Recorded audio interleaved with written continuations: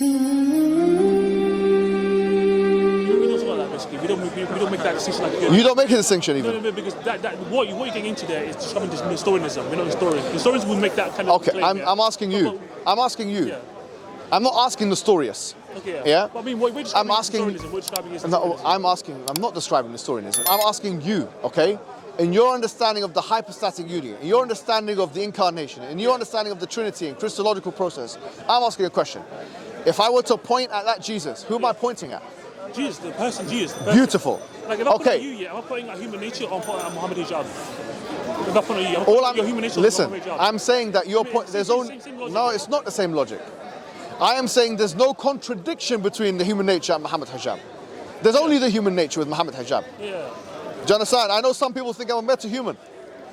That's a different situation, different story. That's something. But what I'm saying is that there is no conflict of. What we're saying is that your human nature construct, there's a conflict, direct conflict with the divine nature.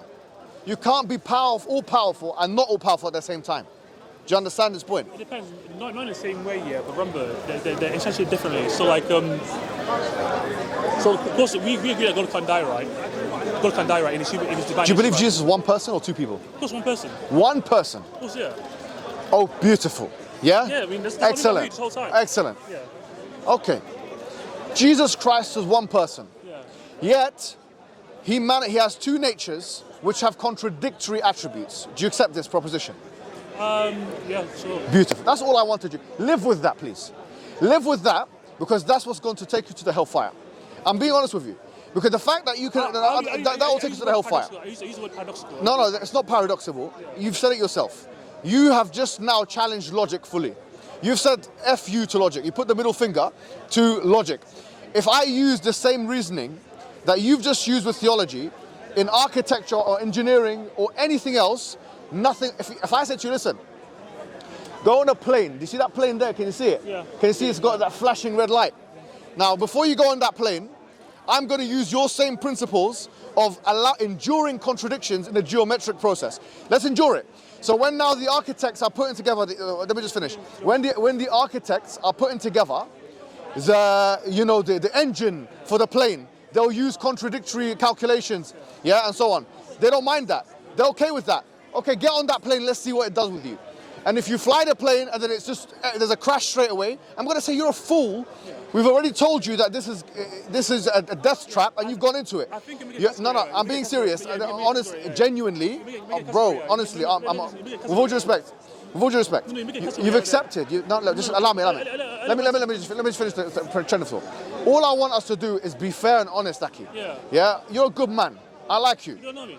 No, but you're coming across as respectful. Thank you. Okay, and I accept that. But I want you to now realize something. If you accept this for yourself, yeah, that you can have a person who you consider to be God with two contradictory set of attributes. You said that on the camera, bro. Like, I know, but like, I had implied a category distinction though. What do you mean? What do you mean? I mean, like you're making it as though there's one category there, and that one category is this. No, it's not category error. Yeah, that's category error. Why? Thing is though, because there's a category distinction though. There's distinction of categories there. What? There's the human nature and the divine nature. I know I understand that. What I'm saying is that those two are incompatible. I'm saying you've said it yourself. You said that he's got the human side and he's got the godly side. Yeah. I'm saying that will take you to hell. That's a ticket to the hellfire. Because of all due respect, and this is. I mean, I believe you're going to hell too. You're going to go hell. No, I know, no problem. I'm saying to you that is a ticket to the hellfire, because now God has made it easy for you. That's why the Quran offers the most simple argumentation ever. Him and his mum used to eat food, showing you the human limitation. All I need to show you is that these people cannot be God because they have human limitations. You've accepted that. Okay, there is a contradiction between the human limitation and the godly attribute. Now that you've accepted that and you're living with that, you want to die with that, yeah? You want to accept that a human being, a Middle Easterner like me, yeah, is your God that you bow down to, yeah, with human limitation. You bow down to that, then okay, that's where I would say to you, that's fine. You live with that, you die with that. As for me, I personally believe that there is a God with no attributes similar to human beings in the sense of limitation. No limitation to a God ever. Do you believe that God has a chin and a head? No. Well, sorry, no. No, It's fine. No, it's fine. No, it's just fine. We don't believe in a shin like the human shin, anything like that. Anything which has wording like, pardon? The Atharis do not believe that the shin is like the human shin, or that's so not. You be Athari then? That is the view of the Atharis, yeah. Is that your view? Yeah. I mean, yeah. So, no, but I remember in your debate with David Wood, though, you mentioned how, like, David was quoting these verses, right, about God having these body parts, right? You said that's stupid, right? But there is, sorry? In your debate with David Wood, right, you mentioned when he quoted verses saying that God has body parts, right? You said to him, yeah.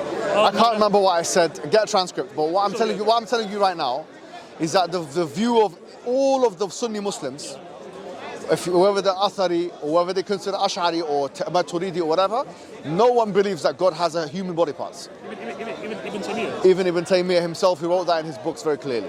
It's a misconception. Even Western academia says this, bro. Like, all you have to do is read John Hoover. Even if you read Wa al-Hallaq, Christian, yeah?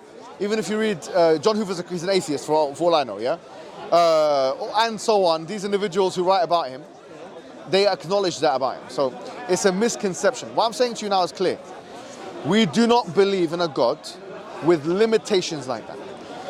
I feel confident that if I worship such a God with no limitation, that is all powerful, all wise, all knowledgeable, that if I worship him, that he will do good by me. I don't worship a human being, I don't worship an animal, I don't worship, because in my view, if I can beat the God, if I can beat him, or I can burn him, or he's susceptible to destructibility or generatability, I don't think that's a God. Anything susceptible to generatability or destructibility is not a God. Do you know what Jesus to Peter? Pardon? After Jesus cut the ear of the God off, right? Yeah. What did you say? Sorry? When Peter cut the ear of the God, yeah, they were trying to capture Jesus, right? What did Jesus say to Peter? Go ahead. If I wanted to, I could send all my angels right and save me. Okay. He was in full control. If he wanted to be saved, he would have been saved. Yeah, well, he also said, I by my own will can do nothing. I by the finger of God. I by the finger of God cast out devils. I by the Spirit of God. The Father is greater than I. I mean, you know these verses, right? No, think about a second. Do you believe that though? When you said, I do nothing more on accord, only what the Father doing, do you believe this? Do I believe what? I don't believe. Look, no. When you said, what's the question? I can do nothing of my own accord, only what the Father doing. Do you believe that? That only the God can do it on. Jesus says, I can do nothing of my own accord. I can of my own self do nothing. Yeah. Only what I see the Father doing. Say again? Only what I see the Father doing. Only what I see the Father doing. Do you believe this? Only what I see the Father doing. Do you know this verse? No. I mean, if you're asking me if I believe in it, right? I mean, like. I don't believe that what is. Let me answer your question. No. Why should I? Well, why use it all then? Why use it all against me? No, because. Why quote like, what is the Bible? I'm going to show you something else. What is the Bible? Huh? What's the Bible? A collection of books. Which ones? The 72 books, 73, 72 books. 72 books, according to whom? The Catholic Church. Okay, what about Protestants? They're not part of the Church of Christ. How many books are in their canon? 66. 66. Yeah. What happened to those 5 or 6 books? More than that.